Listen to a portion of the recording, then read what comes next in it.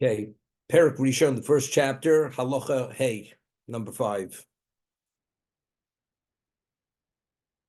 The Rambam explained that the ultimate place a person should be, to be on the Derech HaYeshara, the straight and narrow path, it should be the equidistant point from both extremes. Not in regard to every predilection which we have.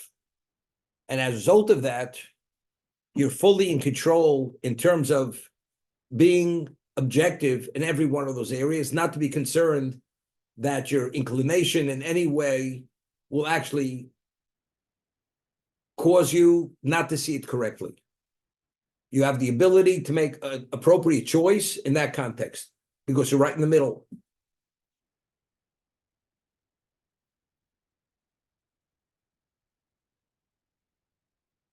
You know, it's interesting. The Talmud tells us in 2 locations that Barosi Yetzara, Barosi Torah Tavlin. I've created the evil inclination. I've created the Torah as the antidote. What does that mean? What we're talking about here, we're not talking about evil inclination. As he said, we're talking about inborn traits, characteristics that everybody has different kinds of. And based on that, those inborn characteristics, predilections, we have challenges. But in addition to that, we also have an evil inclination. In addition, the evil inclination tries to seduce us, presents something which is positive as negative, and something which is negative as very attractive. And he is able to draw us in. So how do you get clarity? If you engage in Torah study, that offers the clarity. As the Ramchal writes in the Mesillas Yesharim, Path of the Just, we find that this world is compared to night. Why is it like night? At night, we see something from a different distance. We believe it's one thing. As you get closer, you realize it's something other than that. You see something as a pillar, and it turns out to be a person. This world, everything is a distortion. Why is it a distortion? For many reasons. Because if you have an evil inclination presenting something very attractive, which it's detrimental, but he has the ability to take a Model T Ford and you think you're buying a 2024 Rolls Royce. That's the way he could sell it. And take something which is the ultimate and tell you you're going into the bowels of the earth and never to come out, the mitzvah. And he could hoodwink us endless times over. But it's through the Torah, which is the illuminator. I always give the example, and this is a favorite past discussion I used to have with Larry. You know, the 14th of Nisan, we have to search for chametz. And you have small pieces of crumbs under the bed. You got to look for those crumbs. And what do? You're supposed to put out the lights and search with a light. Because if the room is illuminated, you're not going to see the chametz in the cracks and the crevices and the crannies. But when the room is dark and now you shine, that direct beam on every location, even what you normally wouldn't see when the lights are on, you'll notice it. Because that beam is directly directed on that crevice, that cranny, and you'll see exactly what's there. That's the concept. The Torah is the equivalent of that beam of light. It gives clarity. So if this world is the equivalent of night, everything's a distortion. So how do you put it in a context of normalcy, of reality? The Torah gives you reality. It mentioned many times that the Torah sages are considered the Einihom, the eyes of the people. Why the eyes of the people? Because of that full immersion in Torah, they have a level of clarity which the average person doesn't have. Not only because of the knowledge, but because of their ongoing involvement in that process. So they continuously have that illumination. They have that beam of light being very specific on every aspect of our existence. So if they see every nuance of which is not exactly smooth. They see the bumps in the road. and they're able to advise you how to avoid that bump in the road, not to fall into that trap, not to be hoodwinked. But again, we're told these are balanced people. But balance is not enough. In addition to being balanced, to be able to employ your intellect to make the evaluation, you can't be conflicted. If the evil inclination immediately seduces you and entices you and draws you to something and presents it in the most attractive light, how do you somehow overcome that problem? The answer is the Torah. The Torah is the antidote. That's Torah or, Ner Mitzvah Torah or. I remember many years ago, I was traveling on the subway, and you have all these people panhandling on the subway. And this person, he was a black man, and he was wearing a large pair of dark sunglasses, and he's walking with a stick. And whether he was blind or not, I don't know. And he's, walking now with his cup. He has a large cup. I don't remember, it was from McDonald's, a large soda cup. I'll tell you why I'm laughing, you'll see. And he's walking, people are putting a nickel, a dime, a quarter in this cup. All of a sudden, he's blind. Somebody takes a sour bagel and shoves it in the cup. Immediately, he goes wild. He knew they put a sour bagel. All of a sudden, as they say, I see, said the blind man. All of a sudden, the blind man begins singing. He realizes it didn't sound like a coin. Was it because he felt it, the weight? Unless the person put a piece of bullion in that cup. That's why the cup was so heavy. I'm not sure. Everybody on that subway car was laughing. You can't imagine. But nobody knew how this man's going to lash out. He had a stick. Who knows what would be? So now the Rambam writes, Umisha b'daktek alatzim biyoser. A person who's very meticulous, very evaluating. He cited the verse from Proverbs that a person has to continuously do an evaluation. Always reevaluate yourself to make sure you're at that midpoint. So this person normally lives a life always precisely in the middle.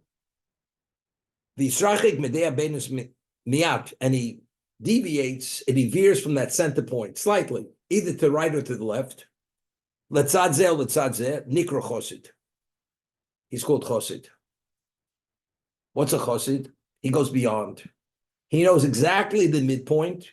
He knows where he's at. I'll give you an example. The Rambam, he says you should always bet the equidistant point for both extremes. So let's say if a person is there and he studies 18 hours a day. Somebody says, don't you think you're overdoing it? Rambam says you should be balanced. Is that what the Rambam is speaking about? You should be balanced at that midpoint. Don't overdo it. That's not what the Rambam is speaking about. The Rambam is speaking about the inborn characteristics we have to be able to employ our intelligence, that we shouldn't be conflicted because of our natural inclinations due to our inborn traits, characteristics, predilections. So therefore, that's why we should be. Once there, if your intellect tells you to study 18 hours a day, it's the right thing to do. Or to give charity in a most magnanimous way, that's what you should do. Because that's the right decision. Because there, you're not doing it because you're off balance, but rather because you understand. So now the Rambam writes, the person who lives his life is exactly at the midpoint, and he knows. So normally a person in that level will, let's say, give so much charity or go out of his way so much for other people. But this person goes slightly more than the average person in midpoint. You know what that person is called? It's called chosid. He's gone beyond the call of duty. He understands where he is. He understands his obligation. He makes his evaluation. This would be sufficient. But I decide I want to do more. So what is the basis of that decision? I know where I'm at. When I want to do more is because I'm choosing to do more. It's not because I'm inclined to do more. That's a chosid. Chosid means, the Talmud says, Osa chesedim kono, you do chesed with your maker. You're going beyond your obligation. I'm obligated to this point. Because of my love and my reverence for my creator, and I know it's something he would want, I want to do a little more, although I'm not obligated.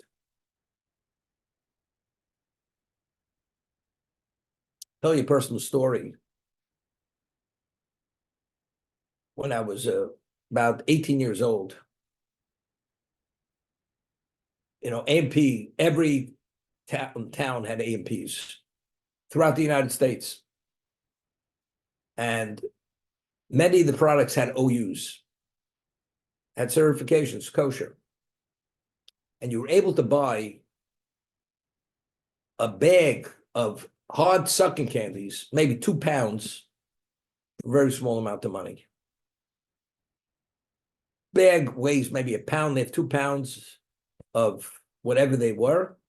I'll tell you what it was, but maybe for 65 cents. Okay? I'm going back now, 1966. And when I studied, because I used to study long hours, I used to love to just keep a sucking candy in my mouth. Of course, first, you would say it out loud, your throat would get dry. And I enjoyed it, and I would have it. And what I like to suck, people don't like this taste today. They were called root beer barrels. It was formed like a barrel of root beer, and I used to keep it in my mouth, my cheek, and I would study with it. The Rambam writes in the Laws of Talmud Torah that it's when you study to merit a greater level of divine assistance, if you could study just as well without comfort, better study without comfort. So I decided when I study, I'm not going to suck that root beer barrel. I'm not going to do it because I want to merit to have a greater level of divine assistance to be able to absorb it better, to retain it better, whatever it was. I had no obligation. There's nothing wrong with sucking that root beer barrel, which I enjoyed while I studied. But for a while, I thought, I'd be a smart guy. I'm going to stop sucking that root beer barrel. That decision is called chosid. I had no obligation to do it. I was doing well. I was fully engaged, fully involved, wasn't wasting time. But if I could maximize that the same amount of time and accomplish more, something, maybe that's what I'm going to do. That's exactly what the Rambam is speaking about over here. I know exactly what my obligation is. But something, I want to do a little bit better. Although I have no obligation to do better, but I want to do better. And it's true in everything, every area of our life. We could always do better. Let's say you say the Amidah. And you read the Art Scroll, you read this. But you could study another commentary, which may give you a greater level of insight in the words when you say the Amidah. And if that was the case, you'll be able to connect at another level. Look, you know it well enough. You're praying well enough. Should you do that? Well, if you want to do it better, because God will value it to a greater degree, although you have no obligation, you should do it. But if you have no obligation, why? That's called chosid. One goes beyond the call of duty to do a little bit better. That's what he says. The person lives his life very specifically the midpoint, equidistant, very balanced, makes his decisions. He understands what he should and what he should not do. But if he goes slightly to the right or to the left to take on, let's say, makes fences, because he's concerned, although it's a personal fence, you're not obligated to make this fence, but you don't want to take any chances. And therefore, I'll give you an example. At one time, newspapers, it was okay to read them because what was considered on every page was acceptable to a degree. There was nothing which bordered on pornography. I'm using the word pornography. Today, you buy a newspaper, you have certain pages, the pictures of the way people are dressed or way they advertise certain things, or even the articles which are written, they never used to write articles on these issues. Today, they advertise pharmaceuticals, medications, the things that it's unheard of publicly to enhance the relationship between the husband and wife, a man and woman, not even the husband and wife. Who ever heard of these things? You think it's healthy to listen to this stuff? It's not healthy. But you want to get the news. You're just listening to the news. It's an all news station. All of a sudden, there's a commercial break. A certain company, you call a number, a doctor, you tell them your problem, authorized medication, a nondescript package comes, and all of a sudden, you become the rooster of the coop. That's what happens. It's almost it's unacceptable. Everything is in public view today. There's nothing taboo. The whole concept of being modest and being a little less obvious of many things which at one time people didn't discuss in the open. This is of the most intimate, personal level. And they advertise it and even have depicted how these people's change in the relation between men and women, what's happened because of this. It's appropriate. You know something? But you don't know what's going on in Israel. You know something? I prefer not to even open it, not even to listen to it, not to be exposed to that. But I'm not a child any longer. It doesn't affect me. You know something? I prefer not even to look at it, not even to listen to it. Shut it down. Doing that, that's chosed.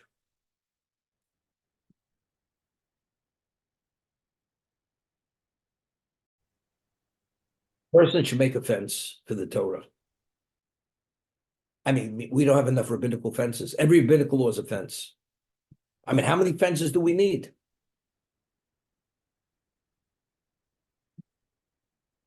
The answer is because the fences which were legislated by Chazal, by the rabbis, that's something you have to have. Because without that particular fence, it's inevitable you're going to violate the Torah law. But everybody has, no two people are the same. Everybody has different levels of vulnerability, and we have different levels of what we want to achieve, what we're talking right now. I want to be so sterile clean. I don't want to be exposed at all to any of this. So my fence that I make on a personal level is different than somebody else's. But that's a personal fence. And that's what the Mishnah tells in Pirkei Avos. Torah. Each person in his own right, where he's at, we all know exactly where our Achilles heel is. We know what our vulnerabilities are. You have to make those fences. If you want to be not subject to certain issues, certain struggles, as they say in English, you head it off at the pass. We try to head off problems at the pass. Or another, we try to nip it in the bud, rather than allow the problem even to present itself. The chassid he's always looking to do it better. He's always ahead of the game. That's why he's always 3 steps ahead. He sees things differently because he's taken every precaution and done everything in the positive a little bit better. So his sense of who God is a different level of sense.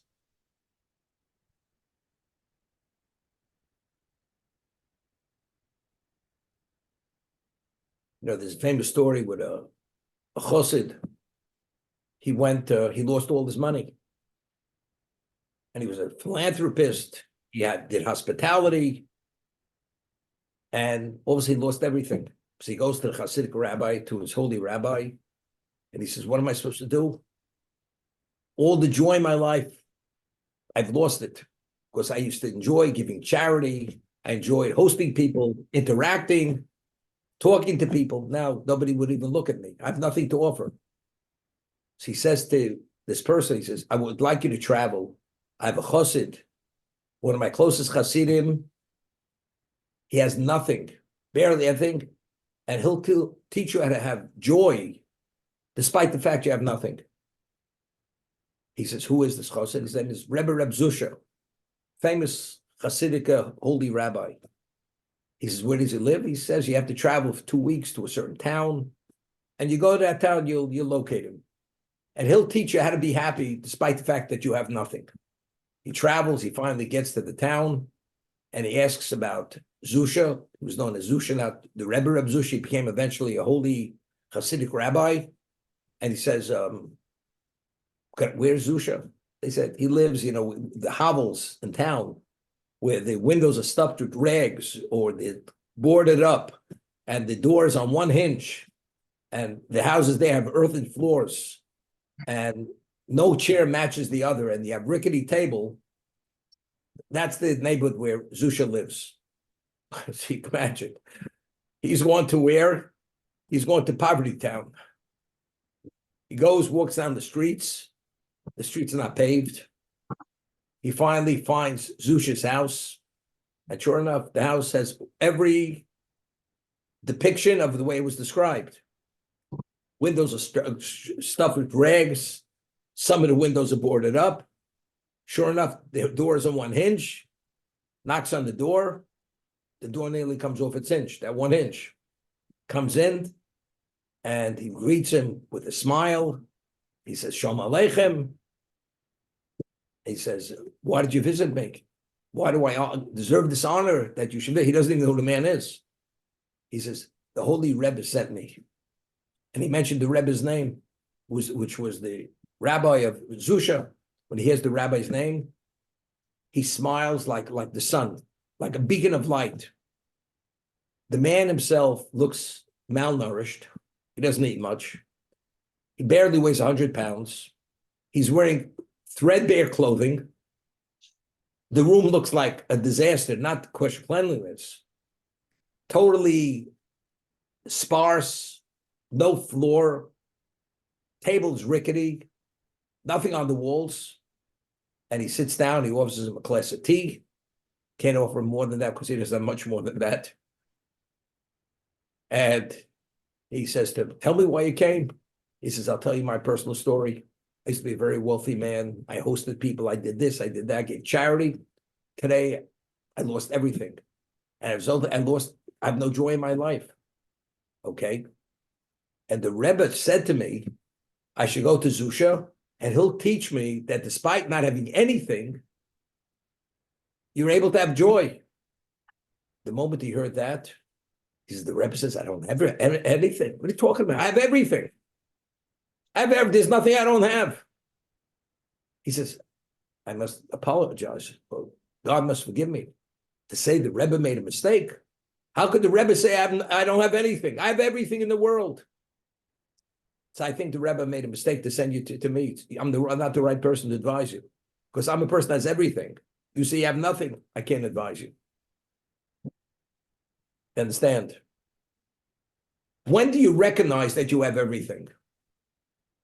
If you go in that extra mile for God and you actualize your feelings and you only actualize because you understand who God is, as a result of that, your love intensifies, your reverence intensifies. You have a handle who God is. Saying God bless America and wearing that pin on your lapel means nothing. But it says on the currency, in God we trust. Since when do you trust God? You have an alcoholic, you're a workaholic, you work till 3 a.m. and you haven't seen your family in years. But you pay the bills. But is that what God wants for you?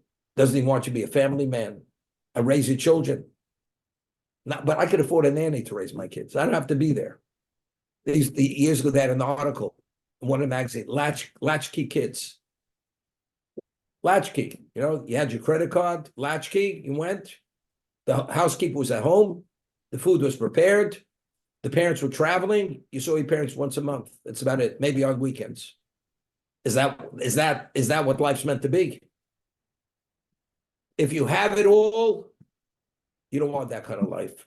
But if you don't have it all and you think that is all, that's where you go.